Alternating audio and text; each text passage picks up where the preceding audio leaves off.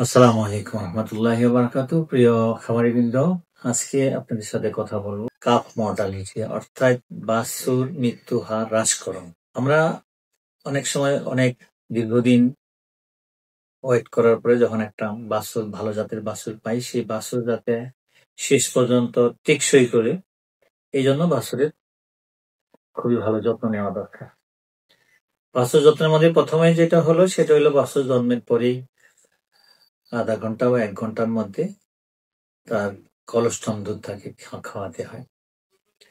একটা বাছুর যত বেশি কলস্টম দুধ পাবে তত বেশি তার বডি ইমিউনিটি, রোগ প্রতিরোধ শক্তি বাড়বে, যার দরুন পরবর্তীতে সেই বাছুর টেকসই করার জন্য প্রথমেই সে এনার্জি পায়।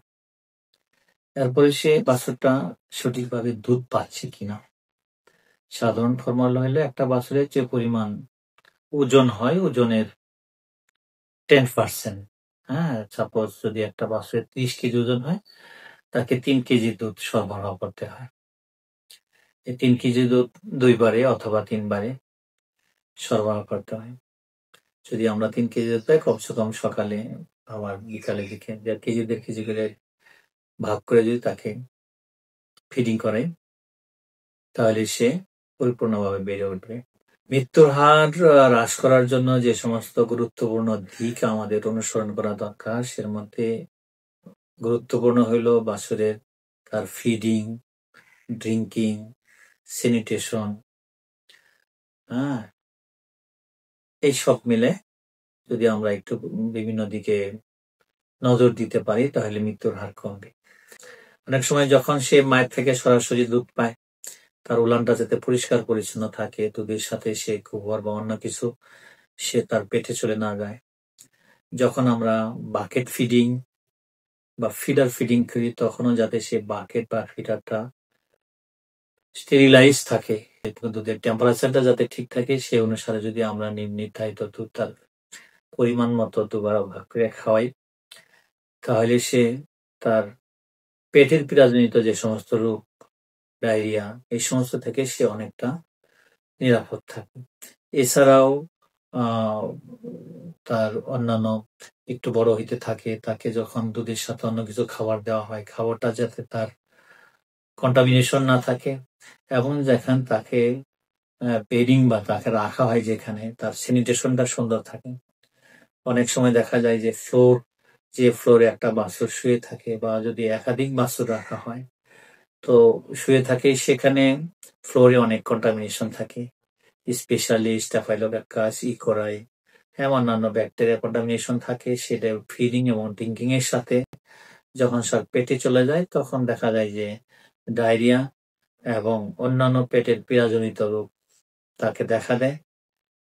আলটিমেটলি সেই বাছুরটা তখন টেকসই করে কম। এই জন্য বাছুর টেকসই করতে হইলে কতগুলা দিক আমাদের খেয়াল করতে হবে: স্যানিটেশন, ফিডিং, ড্রিঙ্কিং এবং তার এনভায়রনমেন্টাল অন্যান্য যে পরিচর্যা, সবগুলা যদি আমার সেই বাছুর জন্ম থেকে শুরু করে কমসে কম 1-2 মাস পর্যন্ত এই পরিচর্যাগুলা করি, এবং তাকে সুষম খাবার, যখন সে আস্তে আস্তে দানাদার খাবার শুরু করলো, খাবারটা যাতে সুষম হয়, এবং জন্মের যদি তার মাল ডিওয়ার্মিং করা না থাকে, তাহলে 7 দিন 10 দিনের সময় তাকে একবার ডিওয়ার্মিং করে নেওয়া, পরবর্তীতে 15-20 দিন পর আবার ডিওয়ার্মিং করা, তাহলে দেখা যাবে সে একটু রোগ থেকে ভালো থাকবে, নিরাপদে থাকবে। বাছুরকে যদি আমরা টেকসই করতে চাই, তাহলে আমাদের এই যে স্যানিটেশন, ফিডিং, ড্রিঙ্কিং, এগুলোর সাথে আরো কিছু যত্ন নেওয়া লাগবে। সেটা হলো যদি আমরা সময় মতো ভ্যাকসিন করি, এবং আগেও যেটা বলা হয়েছে সময় মতো ডিওয়ার্মিং করি, এবং তাদের দুধের সাথে দানাদার খাবার এবং আমরা রাফেজ জাতীয় খাবার যখন সময় মতো সরবরাহ করি, তো বাছুর টেকসই করবে। ভ্যাকসিন আমরা অ্যাকচুয়ালি জানি, কোনো রোগ প্রতিরোধ করতে হইলে সেটা প্রধান শর্তই হলো তার ভ্যাকসিনেশন, এবং নেক্সট হলো বায়োসিকিউরিটি। দুইটাই যদি সুন্দরভাবে আমরা অনুসরণ করতে পারি, সে বাছুরটা নিরাপদে থাকবে। তো বাছুরের ক্ষেত্রে বর্তমান অ্যাকচুয়ালি যে সমস্ত রোগ আমাদের গরু বাছুরে দেখা যাচ্ছে, সেগুলোর মধ্যে এলএসডি একটা ইম্পর্টেন্ট এবং মারাত্মক একটা রোগ বর্তমানে আমাদের দেশে আছে, এবং সেটা বাছুরের মর্টালিটি হার অনেক বেশি। সেক্ষেত্রে এলএসডির ক্ষেত্রে আমরা যদি মায়ের ইমিউনিটি না থাকে, সেই জন্মের ৫-৭ দিন বা ১ সপ্তাহের প্রতি এলএসডি টিকা আমরা দিয়ে থাকি বা দেওয়ার পরামর্শ দিয়ে থাকি। বাকি এফএমডি বয়স যখন ২ মাস হয়ে যায় তখন আমরা এফএমডির পরামর্শ দিয়ে থাকি। এছাড়া বয়স ৬ মাস হলে বিকিউ, বাদলা রোগের টিকা দিয়ে থাকি। তো বাছুরের ক্ষেত্রে মোটামুটি ৬ মাস এই ক্ষেত্রে এলএসডি এবং খুরা রোগ ও বিকিউ যদি আমরা এই টিকাগুলো মেইনটেইন করি তাহলে বাছুর আশা করি রোগবালাই হতে নিরাপদ থাকবে। সাথে সুষম খাবার, দুধের সাথে অ্যাকচুয়ালি দুধ আদর্শ খাবার, দুধ যদি নিয়মিত সাপ্লাই পায়, সরবরাহ পায় তো অন্যান্য রোগবালাই হওয়ার কথা না। এরপরেও যেহেতু গরু কম্পাউন্ড স্টমাক, সেক্ষেত্রে তার মূল খাবার হলো রাফেজ। এই জন্যই আমরা ১৫-২০ দিন পরে আস্তে আস্তে অল্প অল্প দানাদার শুরু করি। অল্প অল্প দানাদার দিয়ে তার স্টমাককে অ্যাডজাস্ট করা হয় এবং ১ মাস বয়স হলে আস্তে আস্তে অল্প রাফেজ কাঁচা দিয়ে তাকে তার পাকস্থলীকে আস্তে আস্তে অ্যাডজাস্ট করো। এভাবে যদি আমরা আস্তে আস্তে তখন তার বয়স বাড়তে থাকবে, অল্প দানাদার বাড়াইতে থাকবো এবং রাফেজ বাড়াইতে থাকবো।